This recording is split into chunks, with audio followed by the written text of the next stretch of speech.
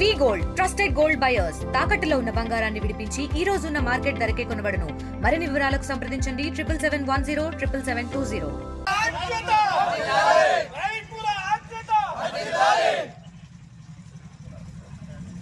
జై జవాన్ జై కిసాన్ జై జవాన్ జై కిసాన్ రైతుల ఐక్యత వర్ధిల్లాలి రైతుల ఐక్యత వర్ధిల్లాలి రైతుల ఐక్యత వర్ధిల్లాలి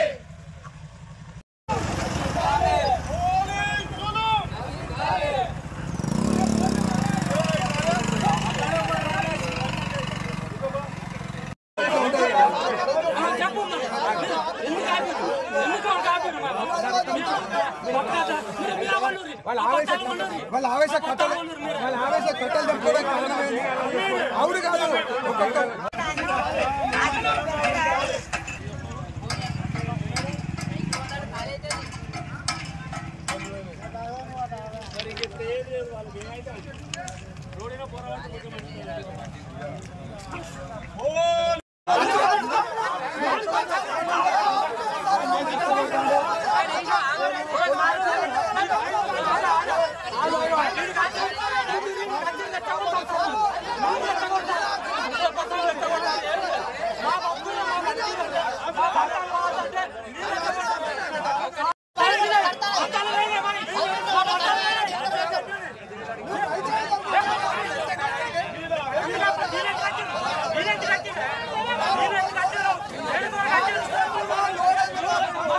రకాల వర్షాల కోసం చాలా ఇబ్బందులు పడుతుంటే అమాలి వాళ్ళు నువ్వు రేటు పెంచుతావని చెప్పి రేటు పెంచితేనే కాంటాలు జరుపుతాం లేదా జరపవు అని చెప్పి స్ట్రైక్ దిగడం జరిగింది. వాళ్ళు రైతులంతా బాధపడుతుంటే ఏం చేసిందంటే వాళ్ళ ఇంటికి పోయి చాలా బతలాడడం జరిగింది.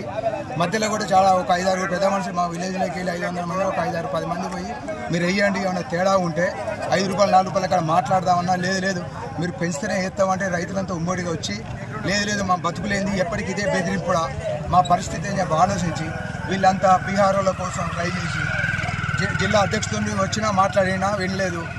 పిల్లి రవి వచ్చి మాట్లాడినా కానీ మీరు చెప్పిన అయినా అని వాళ్ళని కూడా రిటర్న్ పంపడం జరిగింది.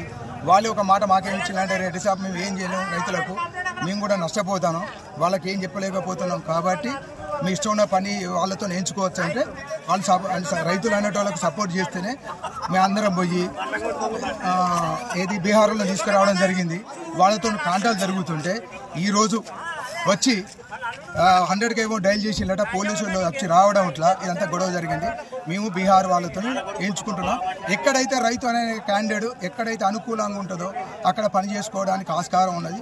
త్రూఅవుట్ రాష్ట్రంలో ఎక్కడైనా ఎవరైనా ఎక్కడికైనా పని పోవచ్చు ఎక్కడైనా బతకవచ్చు. కాబట్టి వాళ్ళని తీసుకొచ్చి మేము ఇలా ఈ గొడవ కారణం కేవలం హమాలి వాళ్ళే. అదే రేటు పాత రేటుకి కనుక కరీంనగర్ రీజన్లో ఉన్న లిస్టు ప్రకారం మేము పనిచేసి వస్తా అంటే ఆ లిస్టు కూడా మేము రాసిస్తే మా రైతులంతా వాళ్ళు కూడా ఒప్పుకుంటారు. ఇది పద్ధతి. ఇది అనవసరంగా రైతులను ఇబ్బంది పెట్టడం కరెక్ట్ కాదని నేను ఒప్పుకుంటున్నా.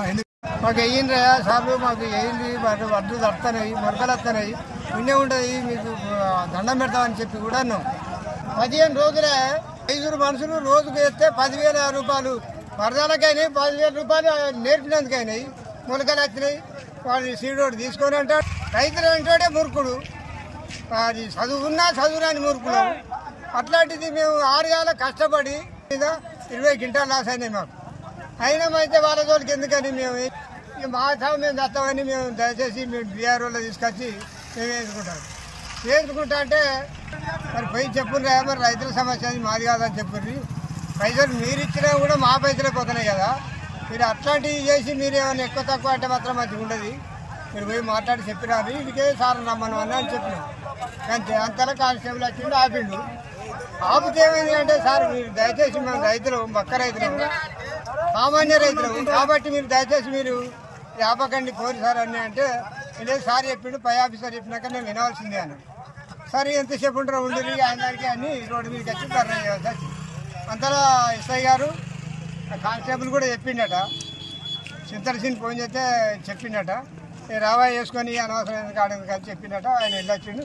నేను ఇంతలా ఆవేశం గిట్ట వచ్చి ఆడ తిరిగింది. చరిత్ర సృష్టించినోడు ఇప్పుడు ఆ చరిత్రని తిరగరాయబోతున్నాడు. అబద్ధాల గోడల్ని బద్దలు కొట్టి నిజాలను రాగా మీ ముందుంచబోతున్నాడు.